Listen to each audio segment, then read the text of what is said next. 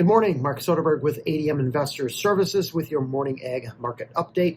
A mixed trade across the ag space overnight. Feed grains down a little bit, giving back a portion of yesterday's higher trade. Corn right now is 2 to 3 lower, making new session lows. Wheat prices are range from steady to about 2 cents lower. Soy complex, we are mixed, up about a penny still on the beans. Meal is up almost $1 per ton, while bean oil prices are down about 25 points. Wire Services late yesterday reported that 6 more vessels are scheduled to load out soybeans at the U.S. Gulf here for shipment to China by middle part of December. A 7th vessel has already been loaded this past weekend, as in currently en route. This would be the first shipment to China since earlier this year in May. Overnight strength in soybeans somewhat limited, as markets will likely need to see evidence of additional U.S. sales to China in order to resume the uptrend. There is chatter that China may have purchased another handful of U.S. soybean cargoes here overnight, so we'll be on the lookout for additional announced sales from the USDA. There have been none so far this week.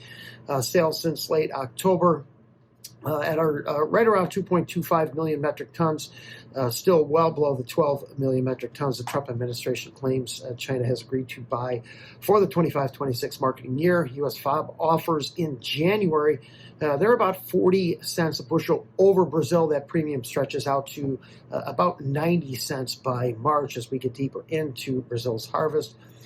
Also yesterday, the USDA Ag Secretary Rollins stated that her department would reveal details of their financial aid package or bridge payments for U.S. farmers who have been hurt by the U.S.-China trade war.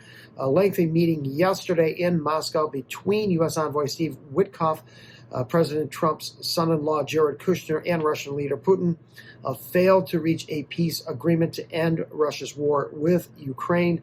A Russia official described the meeting as useful and constructive. However, disagreements over Ukrainian territory have been a major stumbling block. Yesterday afternoon's CFTC update showed money managers were healthy buyers across the ag space. In the week ended October 21st, the biggest changes were in beans, where money managers reportedly bought 36,000 contracts, just over 30,000 contracts of corn, and 27,000 contracts of meal.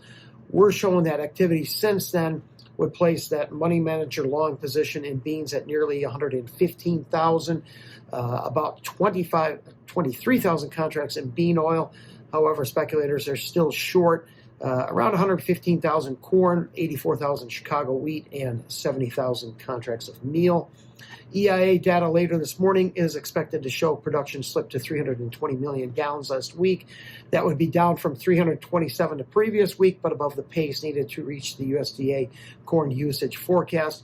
Right now, I don't expect the USDA to make any changes to that forecast in next Tuesday's WASI report. Weather forecasts: South America remain crop friendly.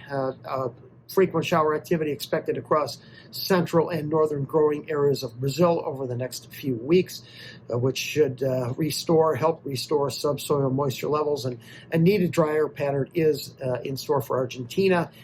Inside trade for March corn overnight. Right now, I lean towards a 50 million bushel cut to U.S. corn stocks next week, 100 million bushel higher on the exports, partially offset by a 50 million bushel cut in feed usage. JM beans failed to generate much upside traction, however, did hold yesterday's low so far at 11.23 1/4. Inside trade for products as well.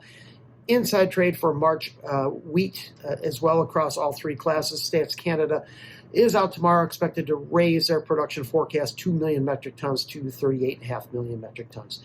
Thanks for listening, everyone. I hope you have a fantastic Wednesday.